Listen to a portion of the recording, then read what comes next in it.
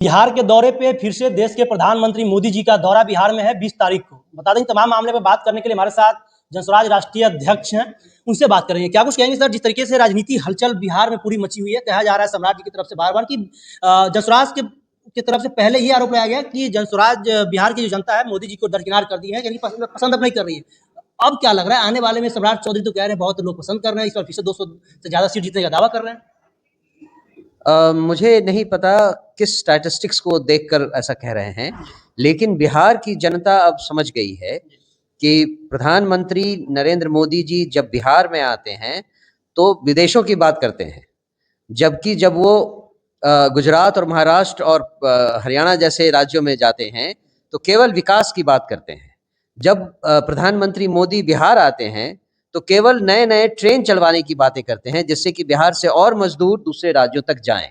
वही प्रधानमंत्री जब दूसरे राज्यों में जाते हैं, गुजरात में उनको केवल बुलेट ट्रेन दिखाई देती है, महाराष्ट्र में हजारों हजार करोड़ के प्रोजेक्ट वो अनाउंस करते हैं, लेकिन बिहार में आकर वो केवल मखाना बोर्ड बोलते हैं। बिहार की जनता ये समझ गई है कि नरेंद्र मोदी जी को बिहार केवल एक ऐसा राज्य बनाकर छोड़ना है जहां से उनको बाकी राज्यों के लिए मजदूर मिले और संसद में उनको सपोर्ट करने वाले 30-35 एमएलए मिले। क्योंकि अगर इन एमएलए का उनको सपोर्ट नहीं मिला तो संसद में उनकी हालत बिल्कुल डामाडोल हो जाएगी।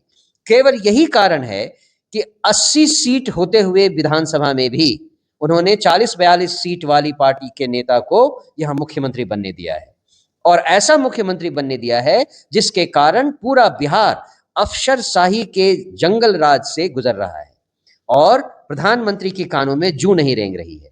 बिहार की जनता ये सारा समझ गई है, जिसके कारण जब पिछली बार प्रधानमंत्री की विजिट हुई थी तो उनके रोड शो में गिनकर 1000 लोग से भी ज्यादा नहीं आए थे। आप सर 1000 लोगों की बात कर रहे हैं और सम्राट जी लाखों करोड़ों का बात कर रहे हैं, इतने लोग उनको पसंद कर रहे हैं। इसीलिए तो मैं कहता हूं कि सम्राट चौधरी जी को पता नहीं कौन सा स्टैटिस्टिक्स दिखा रहा है, लेकिन मुझे तो लगता है कि बिहार की जनता नरेंद्र मोदी जी को बिल्कुल नकार चुकी है और उनसे यही केवल मांग करती है कि आप एनडीए की तरफ से बिहार में होने वाले चुनाव में मुख्यमंत्री का चेहरा कौन होगा इसको डिक्लेयर कर दीजिए।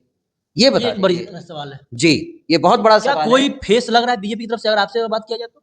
ये तो बीजेपी को कहना है, मैं क्यों कुछ कहूं। मतलब एक भी ऐसा नेता नहीं है जो कि मुख्यमंत्री बनने लायक कोई, मतलब बीजेपी में सब तो अभी बात कह रहे हैं। मैं तो यही मानता हूं कि बीजेपी बिल्कुल फेल हो चुकी है बिहार में।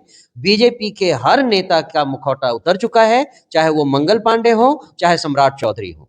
आप देखेंगे कि जो भी बीजेपी के मंत्री हैं वो बिल्कुल अकर्मण्य हैं, कोई काम नहीं करते हैं, केवल सरकार का पैसा लूटने के काम में लगे हुए हैं। रुकेंगे, आप कह रहे हैं कोई काम नहीं करते, सम्राट जी अभी जगह जगह पंचायत में शिविर लगा रहे हैं, लोगों को समझा बुझा रहे हैं।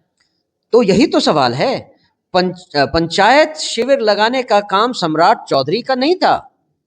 पंचायत शिविर लगाने का काम, और जो काम वो पंचायत शिविर लगाकर कर रहे हैं वो तो पंचायती राज के अंतर्गत हर ग्राम पंचायत का था।